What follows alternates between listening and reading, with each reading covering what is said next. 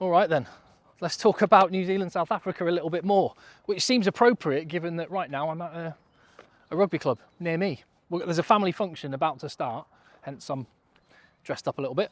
Pocket square and all the rest of it is out. But I'm at Wilmslow Rugby Club, cracking little club in Cheshire, and yeah, I wanted to have a chat about New Zealand, South Africa. So let's get into it a little bit more than I was able to yesterday, whilst trying to do a video in an airport departure lounge just before my plane eventually took off.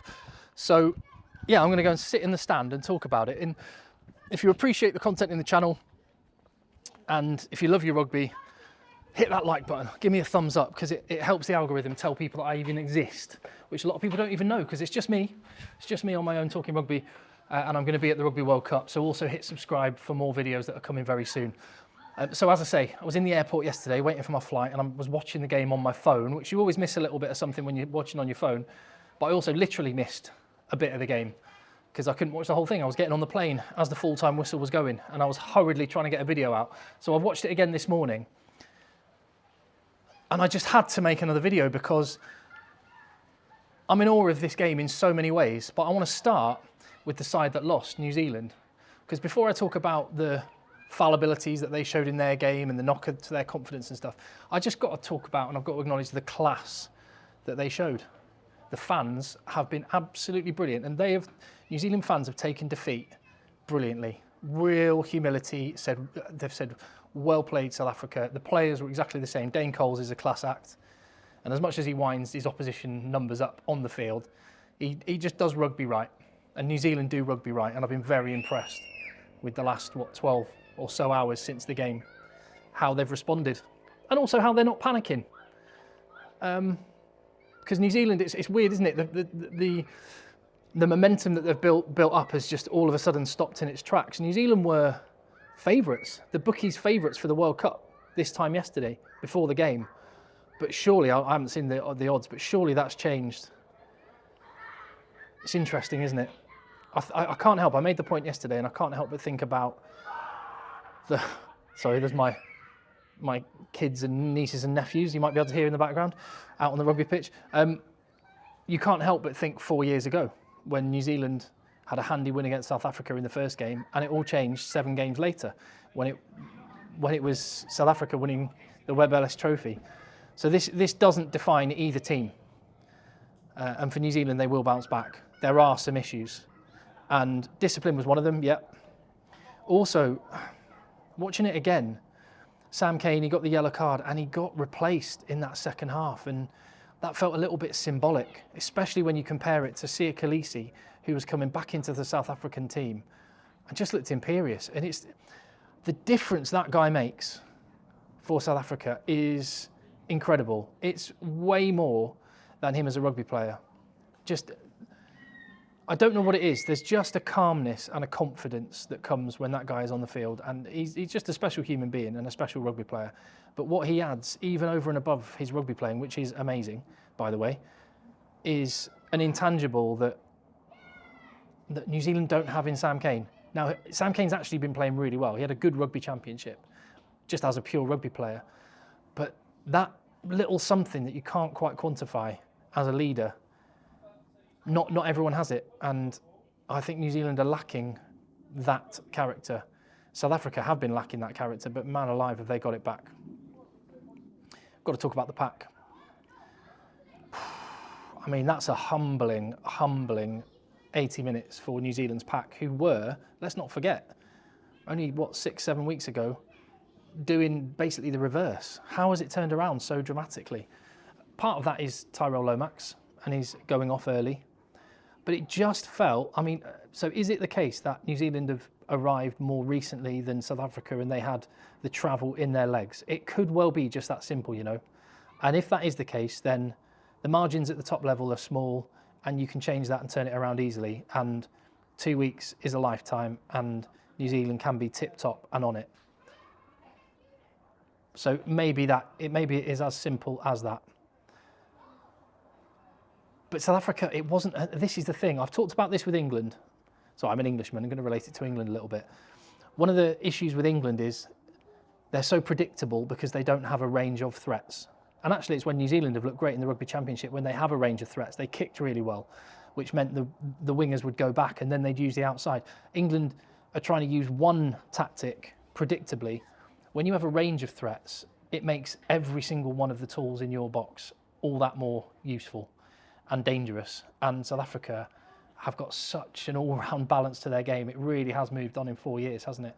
Loving the way they're trying to play rugby with just pure gas out back. And I mean, I've been talking up Andre Esterhuizen probably because I watch him a lot in the Premiership the last few years, but that performance, watching the game again, I don't think he will pip Damien Dialende to a starting jersey, but he's not far off, you know.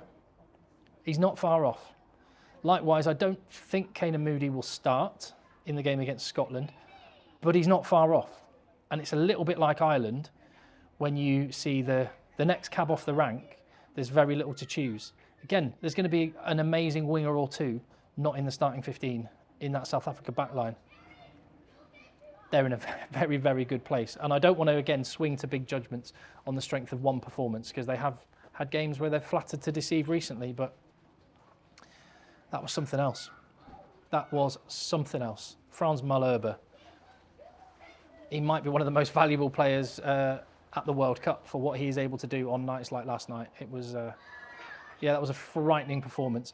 I don't want to end the video before talking about Scott Barrett a little bit more. I made quite a sort of punchy statement. That's way worse than Owen Farrell. He might miss the World Cup.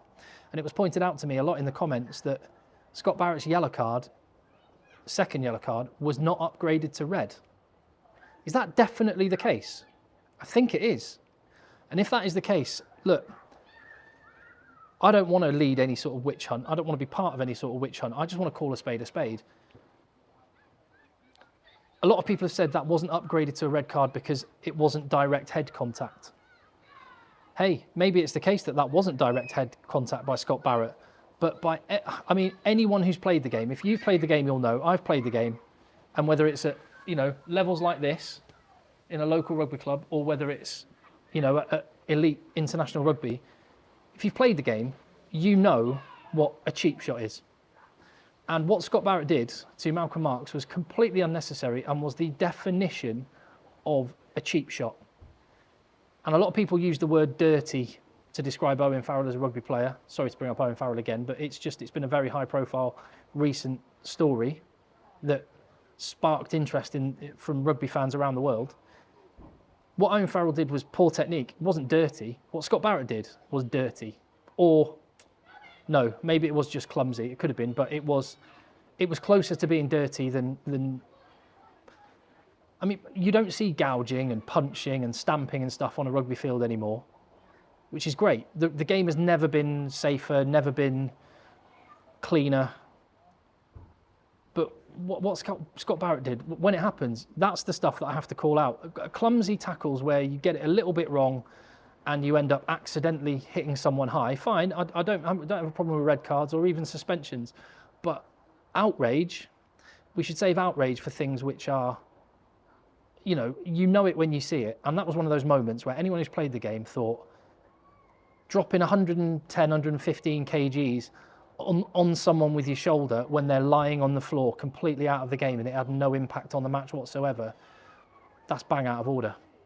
So if that remains as a yellow card only, because there was no direct head contact, then the laws are wrong, is all I want to say about that. The laws are wrong, because that was outrageous. And he's done it before. He did it a year ago against Australia, just before, 4 years ago, just before another World Cup, the last World Cup. So, look, again, don't want to lead any sort of witch hunt. I'm just trying, all we ever want is consistency, isn't it? And I think the reaction at the time by the TMO in the bunker shows a lack of consistency, I feel. Maybe the laws are what show a lack of consistency, and that needs to be adjudged. And maybe the reaction online needs a little bit of consistency. But let me end on a positive. A brilliant event in Twickenham. I was chatting to my brother who's come up. He was at the game last night, and he said the atmosphere was awesome. The fans were brilliant. The place was bouncing. There was a carnival feel, which is exactly how it should be just before a Rugby World Cup. So again, let me end as I started by saying that is one of not just the best rivalry in rugby. South Africa and New Zealand is one of the best rivalries in sport. and we're very, very lucky to have it in our game. And the fans, the players, did rugby proud last night at Twickenham and have set up an amazing World Cup that we're all going to be talking about and getting excited about over the next, 7-8 weeks. So yeah, from a wet Wilmslow, thank you very much for watching. I'll see you on the next video.